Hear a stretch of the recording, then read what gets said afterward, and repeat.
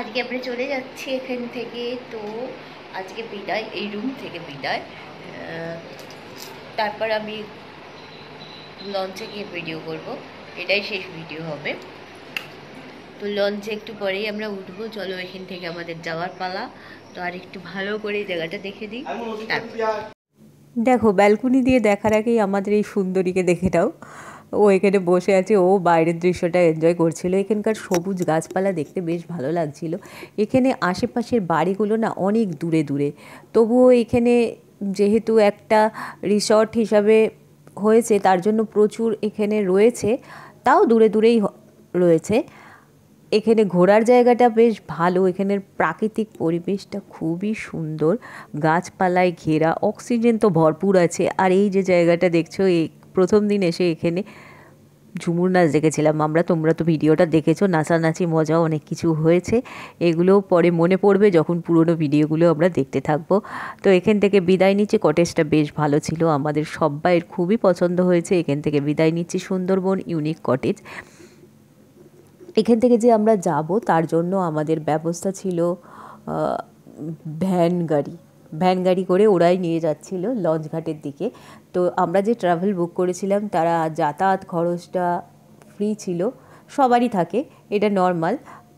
এই রাস্তা দিয়ে যেতে যেতে দেখো তোমাদের দেখাচ্ছি এর পরিবেশটা। এখানকার মানুষের আর্থিক পরিস্থিতি একটু ডাউন, এই আমরা যে পর্যটকরা আসি তাদের থেকেই এদের ইনকাম। লঞ্চে উঠে পড়েছি, আর লঞ্চে এই ক্ষুদে সদস্য চিৎকার চেঁচামেচি করছে। আর এই ক্ষুদে সদস্যকে দেখতে দেখতে আর প্রচুর জলের মধ্যে দিয়ে যাতায়াত করতে করতে আমাদের দেখাই আমাদের বয়োজ্যেষ্ঠ একজন গেছিল, তাকে দেখাই, এবং তারপরে সবচেয়ে ক্ষুদে সদস্যকে দেখাই। তিনি এখন লঞ্চ চালাতে ব্যস্ত।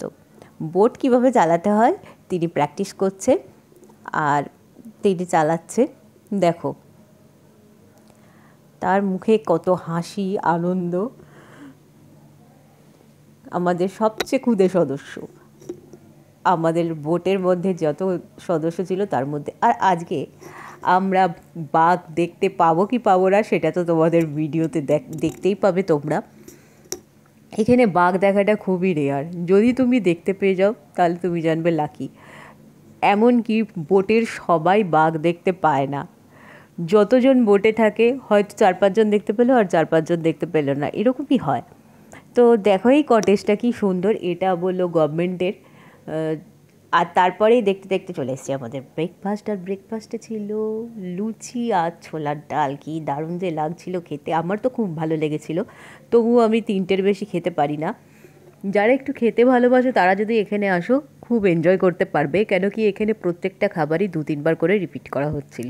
তাই তুমি যত খুশি লুচি ছোলার ডাল নাও না কেন, কোনো প্রবলেম নেই, পেট ভরে খেয়ে যাও। সবাইকে দিতে দিতে আমাদের লঞ্চ চলেছে। আজকেই তো শেষ দিন, আর শেষ দিন হয়ে যাচ্ছে বলে মনটাও খারাপ লাগছে। কিন্তু জলে বেশি দিন থাকা যায় না, 3 দিনই যথেষ্ট, এর বেশি হলে একেবারে পুরো মনোটনই হয়ে যাবে। তো এখান থেকে নেমে এখানে একটা লোকনাথ মন্দির আছে, সেটাই দেখতে আমরা যাচ্ছি। এখানকার গ্রামটাও বেশ ভালো লাগছে দেখতে, এখানকার গ্রামের পরিবেশটাও ভালো। তোমাদের বলেছিলাম না অনেক দূরে দূরে বাড়ি, একটা বাড়ি এখানে, তো আরও 1 মাইল দূরে আর একটা বাড়ি। এখানকার মানুষ যে কীভাবে থাকে ভয় করে কিনা জানি না। তো যাই হোক, দেখতে দেখতে আমরা চলে এসেছি লোকনাথ মন্দিরে। এটা একটু ডেকোরেট করা হয়েছে, এটাকে আরও উন্নত করা হচ্ছে।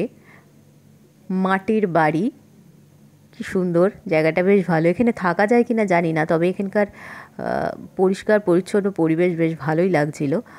এরা বেশ যত্ন সহকারে এখানে রেখেছে। আর দেখো এটা হলো 8চালা ঘর, যেটা বলে না খড়ের ছাউনি দেয়া, সেরকমই করা হয়েছে।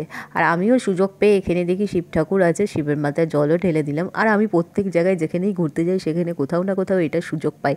আমি ঢালবো বলে যাইনি, ওখানে একজন ছিল, তা ওখানে আমি বলছিলাম এখানে শিবের মাথায় জল ঢালা যায়, বলছে হ্যাঁ হ্যাঁ এখানে দেখো ঘটি আছে, এখানে বেলপাতা আছে, যাও তুমি মনের মতো করে ঢালতে পারবে। এটা শোনার পর কে আর বসে থাকে, তাই এই সুযোগটা হাতছাড়া করলাম না, আমিও তার সদ্ব্যবহার করে নিলাম। আর আমি তো শিব পুজো করতে ভালোবাসি, আর সামনে শ্রাবণ মাস আসছে, তোমরাও করবে সবাই। গত বছর প্রচুর গ্রিন চুড়ি পরেছিলাম, এবছর জানি না। তো মেন কথায় আসি, আমি যেটা বলছিলাম এখানকার মানুষের জীবিকা যেটা মধু চারিদিকে বিক্রি হচ্ছে, তবে যতদূর সম্ভব এখানে সব মধুটা সঠিক না আমার যা মনে হলো। তো মধু কিনে কেউ ঠকো না এখানে এসে। আর এই দেখো তার কি, এটা একটা ছিল, তোমাদের দেখিয়ে দিলাম। তার কি মাংস নাকি খেতে ভালো, আমি শুনেছি, জানি না, আমি কখনো খাইনি, তোমরা খেয়েছো কিনা জানিও কমেন্ট বক্সে অবশ্যই। আর এই সমস্ত দেখতে দেখতে এখন আমরা বিদায় নেব। ঠাকুর মন্দিরটা সত্যি খুব বেশ ভালো। তো শেষবারের মতো আরেকবার দর্শন করে নিলাম। এখান থেকে দর্শন করে সোজা চলে গেলাম আমাদের আবার বোটে। বোট থেকে একটা আশ্চর্য জিনিস দেখো, এটা জুম করে ক্যামেরা অনেক কষ্ট করে তোলা হয়েছে। যা দেখো, দুটো হরিণ কি সুন্দর ঘাস খেতে খেতে দৌড় লাগিয়েছে এই লঞ্চের আওয়াজ শুনে, দেখেছো? তারপরেই চমক, এই দেখো।